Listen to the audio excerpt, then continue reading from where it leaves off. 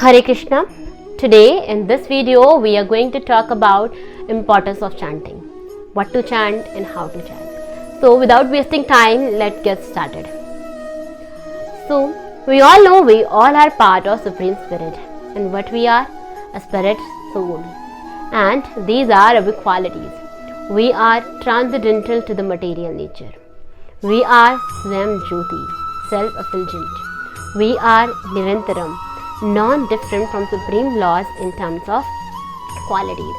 We are Animananam, infinitesimal, and we are Akhandatam, not fragmented. Now to understand all these qualities of the soul, and this is the constitutional position of the soul, which definitely requires some amount of time and practice of devotion. So Prabhupada mentioned that the foremost benefit that you get by chanting is the realization that you are not the body. You are Supreme Spirit's soul. And if this is the core, then how serious we must be for our chanting. पर अब सवाल यहाँ पर यह खड़ा होता है कि हमें किस नाम का जाप करना चाहिए या हमें किस चीज़ का जाप करना चाहिए. तो ईश्वर के प्रत्येक नाम, जिस भी नाम में आपको श्रद्धा है, वह सभी आपको आज नहीं तो कल ईश्वर की प्राप्ति कराएगा और आपको आनंदित करेगा. और यह सनातन सत्य बात है. चलिए इसे एक उदाहरण के साथ समझते हैं कि मैंने आपको कहा कि नेपाल जाना है. आप नेपाल बस से जा सकते हैं, कार से जा सकते हैं, मोटरसाइकिल से जा सकते हैं, ट्रेन से जा सकते हैं, फ्लाइट से जा सकते हैं, और ये सभी साधन आपको आपकी डेस्टिनी तक, आपको नेपाल तक पहुंचाएंगे. परंतु डिफरेंस क्या रहेगा? टाइम का. उसी प्रकार ईश्वर के प्रत्येक नाम आपको ईश्वर की प्राप्ति कराएगा, आपको अपनी डेस्टिनेशन तक लेकर जाएगा. But here again the difference will be time. इसलिए पद्म पुराण में व्यास जी ये लिख कर गए हैं हम कलयुग वासियों के लिए. द्वात्रस अक्षरा मंत्रम नाम षोडश कान्वितम प्रजपण वैष्णव नित्यम Radha Krishna स्थलम लभेत. And this mantra is not particularly meant for me or particularly for you. It is for all, since it is a Veda version. द्वा यानी दो, त्रिश यानी 30, 2 + 30 32. यानी ऐसा मंत्र जिसमें 32 अक्षर हों, साथ ही साथ 16 नाम हों. और इस प्रकार के मंत्र के जाप करने से क्या प्राप्त होगा, क्या फल मिलेगा? राधा कृष्ण स्थलम लभेत. जिस स्थान में, जिस जगह पे राधा कृष्ण स्वयं रहते हैं, उस स्थान की प्राप्ति होगी, अर्थात वैकुंठ को प्राप्त होंगे. लेकिन जब किस प्रकार करना है?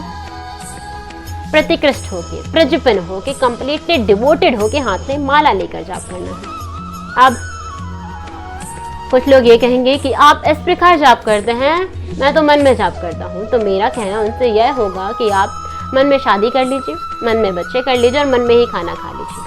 अगर दुनिया के हर काम प्रैक्टिकली किया जा सकता है, हर काम हम प्रैक्टिकली ही करते हैं ना, तो ईश्वर का नाम प्रैक्टिकली क्यों नहीं लिया जा सकता? खैर, आप मुझे ये बता सकते हैं कि ऐसा कौन सा मंत्र है जिसमें इन सभी गुणों का समावेश हो, 16 नाम भी हो और 32 अक्षर भी? यस, इट इज हरे कृष्ण कृष्ण कृष्ण हरे हरे, हरे राम राम राम हरे हरे. और ये एक ऐसा मंत्र है जिसमें सभी गुणों का समावेश है. और इस प्रकार दुनिया में कोई और मंत्र नहीं है. पूरा जीवन व्यतीत कर देंगे आप, परंतु आपको इस प्रकार का कोई और मंत्र नहीं मिलेगा. देयर आर टोटल 108 उपनिषद, जिनमें से एक उपनिषद है काली संतरीय उपनिषद. व्यास जी ने ब्रह्मा जी की मुख से कही गई ये बात को कुछ इस प्रकार कहा है.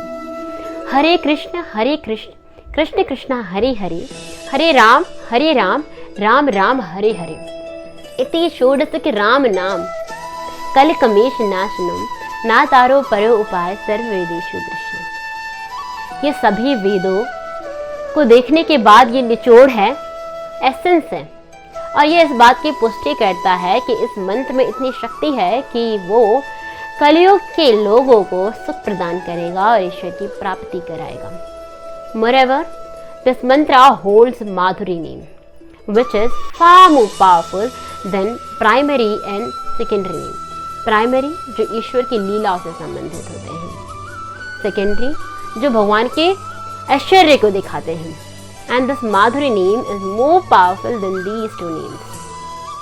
So just imagine, simply by chanting the Hare Krishna mantra, I get this realization that I am Brahmasmi.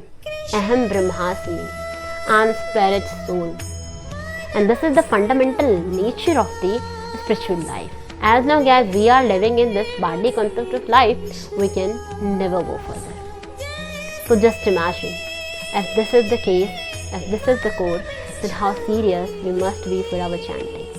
That is why Lord Krishna is saying in Bhagavad Gita, Stantamya kritiyanto mam yatantasya cha dhrida. This is the seriousness with which we must be chanting. Yatantasya cha dhrida. We have to be enduring with great dridhavrita, with great determination. Why? Because the gain is so much. And what is the gain? That actually I'll get the understanding that I am Brahmasmi. Aham Brahmasmi, spirit, soul. And that is the ultimate goal of life. So, stick seriously, sincerely and attentively to this chanting of Mahamantra. And this knowledge of Bhagavatam or the knowledge of Bhagavad Gita will be automatically revealed to you by Supreme Lord. And this is what is written in all of their scriptures.